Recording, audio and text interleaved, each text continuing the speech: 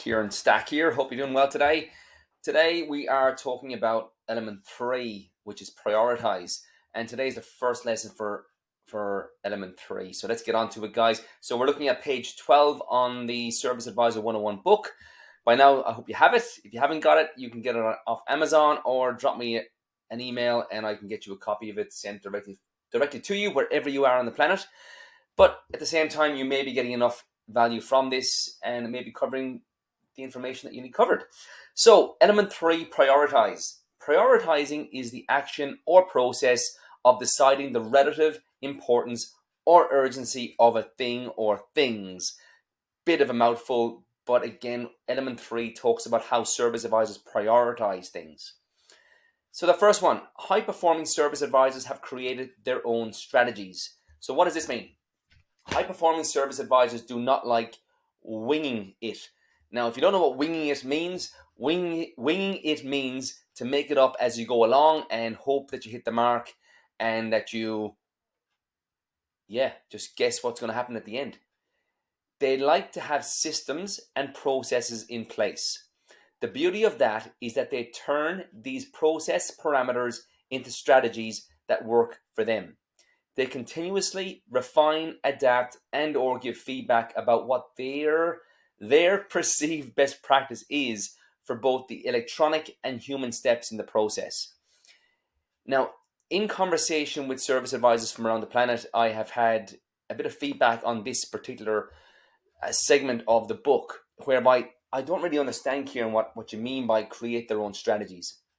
A strategy, by definition, is a way that we do things. So, for example, when you wake up in the morning, you have a strategy of how you exercise the first 10 minutes of your day before you leave the house if you're going out for work. For example, the alarm goes off. Is your strategy to hit snooze, or is your strategy to get up? How do you get out of the bed? Which leg do you put on the ground first? Which hand do you use to open the bathroom door? Which hand do you use to put toothpaste on the toothbrush? Do you brush up and down? Do you brush left to right? How you wash your face? How you get dressed? How you put your shoes on? Those are all strategies. And then you hop in the car and drive to work or wherever you go. And the first thing you do, the strategy of putting your seatbelt on first, starting the car, whether you're putting music on, how you fix the mirror, and then how you drive to work.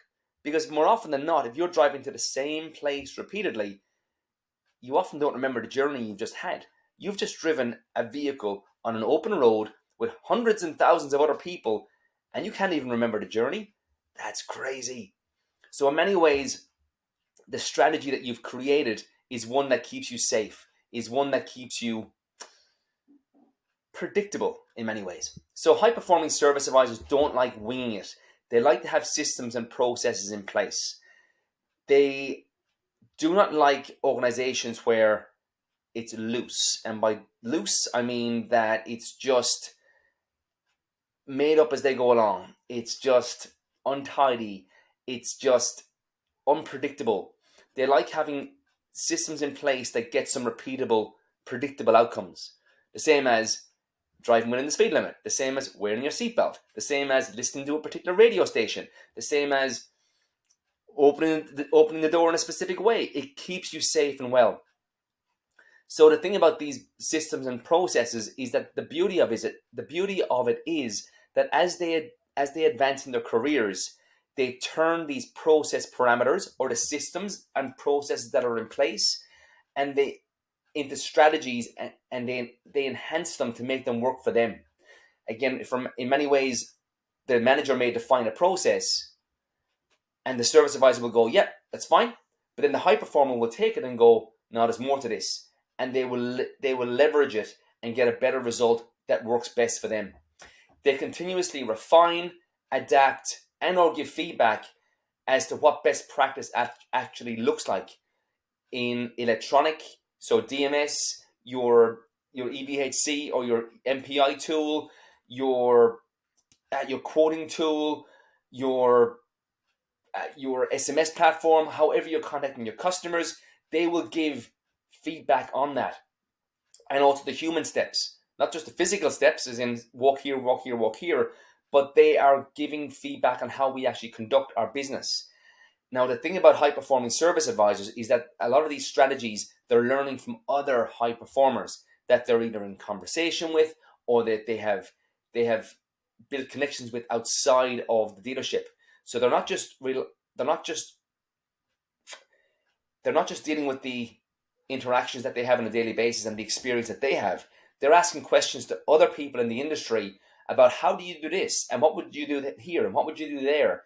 They're forming bonds and connections, whether it's on LinkedIn or whether it's on a weekly Zoom call that they might be on, like Service Drive Live or something like that. They are trying to get better on purpose as opposed to getting better by accident.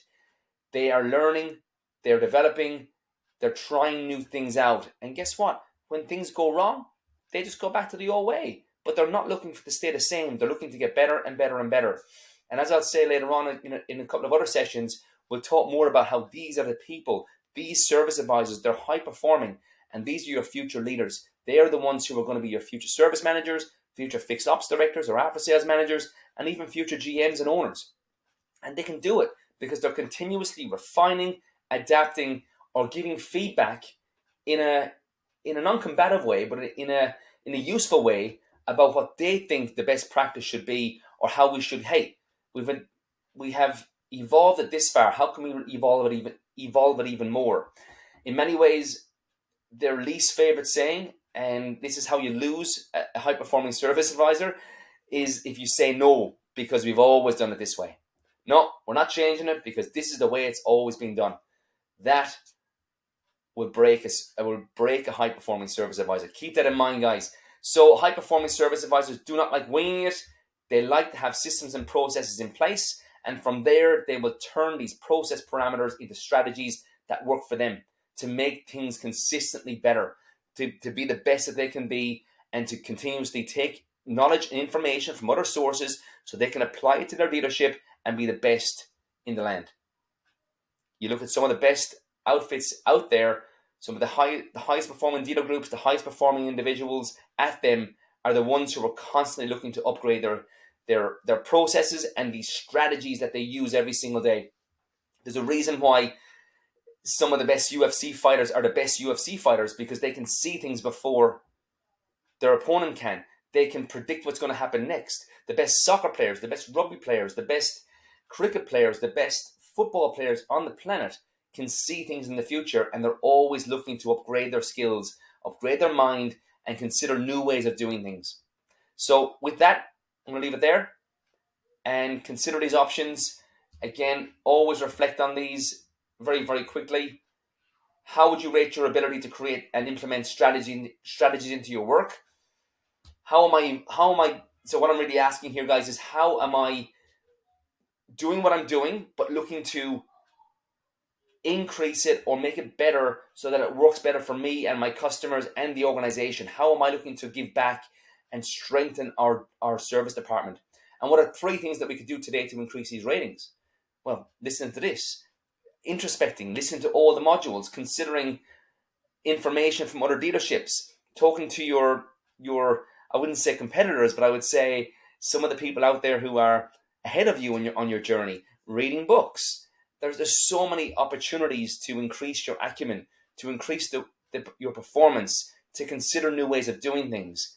And in many ways, guys, it's just about putting yourself out there, considering new information, and bringing your best. So as always, keep looking to reach your potential, keep looking to stretch that mindset of yours, and I look forward to seeing you on the next video. Bye.